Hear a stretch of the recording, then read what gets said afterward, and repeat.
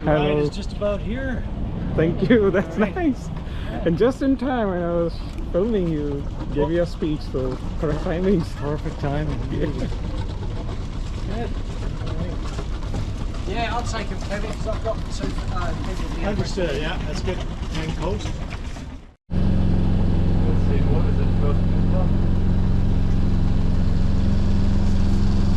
And some more people over here, folks.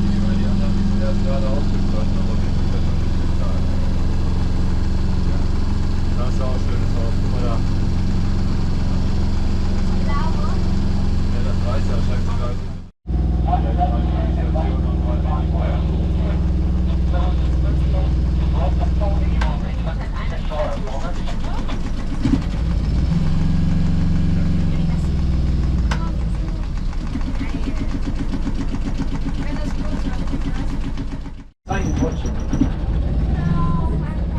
Here she comes, come on. This must be a new captain, it's very slow.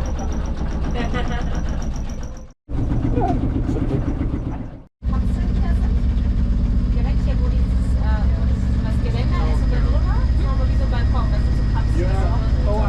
Da rechts neben dem Boot, diese ganzen Kapseln, die da drin sind, ne? Da rechts. Now we can go. There goes the coho. Ja, die kannst du auch, ne?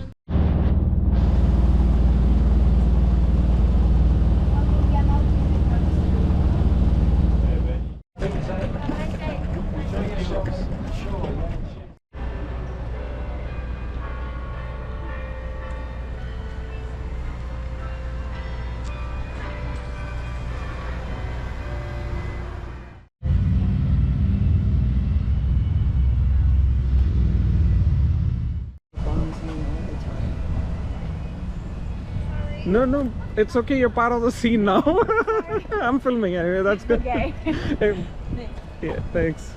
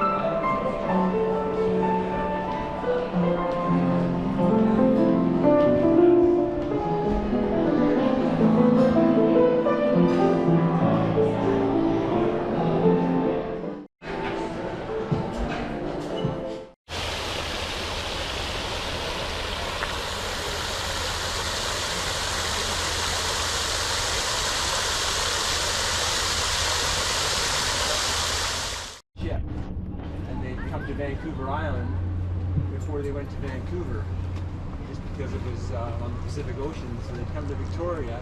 So Victoria's population grew first. That's why Victoria became the capital.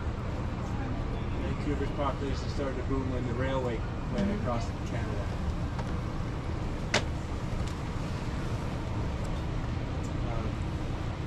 James Bay was all mud, but the Empress Hotel was mud, and it was called the Intertidal Mud Flats. And the Songhees First Nations, they used it for their food source, meaning your crabs and your shellfish. There's an old wooden bridge that crossed the mud flats. Well, that bridge was breaking down and Victoria wanted to get rid of it and make it a permanent road. So they put that big granite wall up that we came down. They put 200,000 tons of soil behind it, and they pile drove in 3,000 50-foot logs, topped it with concrete, and made it into the permanent road that it is today. So it's been holding up for 120, 130 years.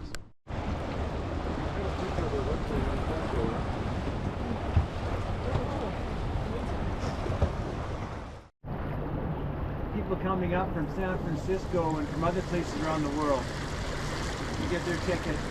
So at that time, in the 1870s, 1880s, there was like 50 saloons and oh yeah, those are Canada geese. Post from jail. And they would be pretty good size, but yeah, they didn't size, but yeah, that's probably cool.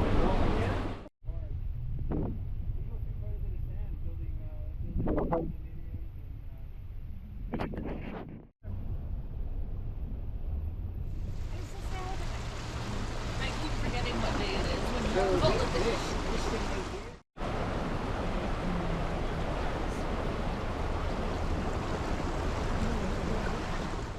It's a restaurant called The Glow. Nice little restaurant. You can sit out here under these weeping willow trees. And there's a lot of competitions out there. Some of our athletes for the Olympics, they actually train in here. On flat beds and dump the logs in the water, and then the boom boats that pick them up and take them to the appropriate sawmill. There's 4 sawmills in here where they get sawed up. It was a narrow gauge railway, and when you watch the train from behind, it kind of wobbled all times of year. Because at some times of year, the tide is so high that we can't get through here. We'd have to call somebody to come and crank it up, so that takes too much time and effort. So that's the only other way you can open this bridge up is by cranking it up. yeah, but you guys are rock way underwater. Water to go through. On the barnacles.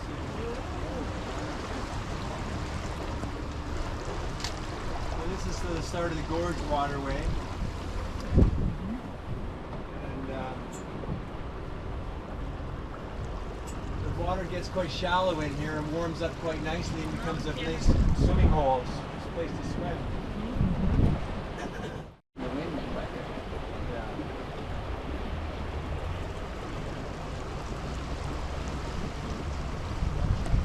The park over here is called Bamfield Park, and you can get to it by Craig Derrick.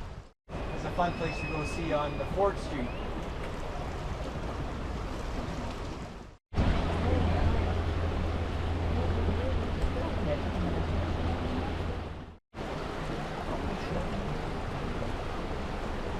Years ago, it was very polluted in here as well. People didn't have proper sewage, so it was a shallow basin. So when the tide's flooding like it is now, the water goes into this shallow basin and it sits in there all day. There's a seal right here. Oh, yeah.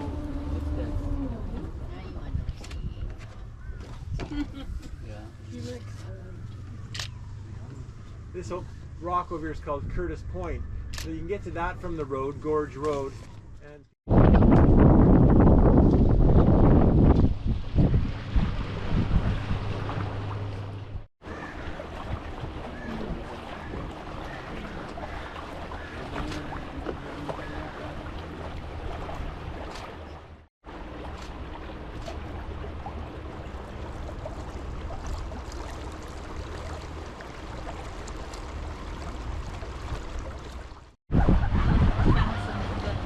chicken wire underneath there to make sure.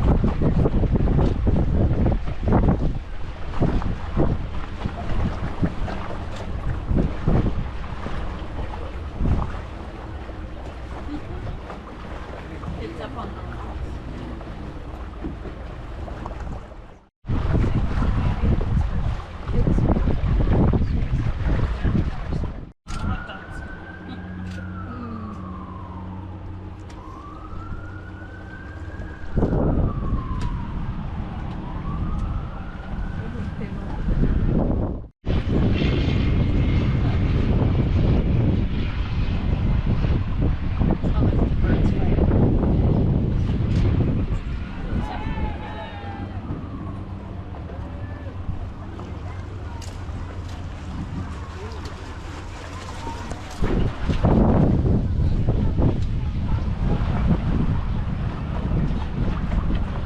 ahead of us, it's a burial island. It used to have a lot more trees on it. And what the song he did was they'd wrap their deceased up in a cedar blanket, cedar bark, and hang it.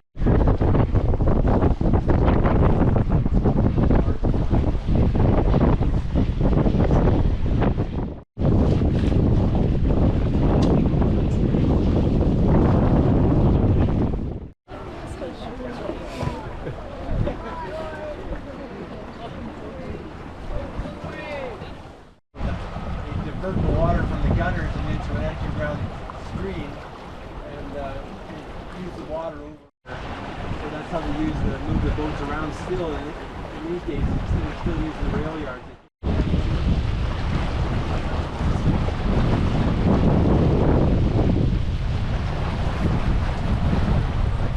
Next door to Hudson's Bay Company, they help in trading over here on the left. They traded seal skins and fur skins. They traded 40, 22-foot floats and one Hudson's Bay blanket. Hotel sits. That way the people in the fort can look through their spyglasses at night and watch the Songhees dancing around their fires and their colorful costumes.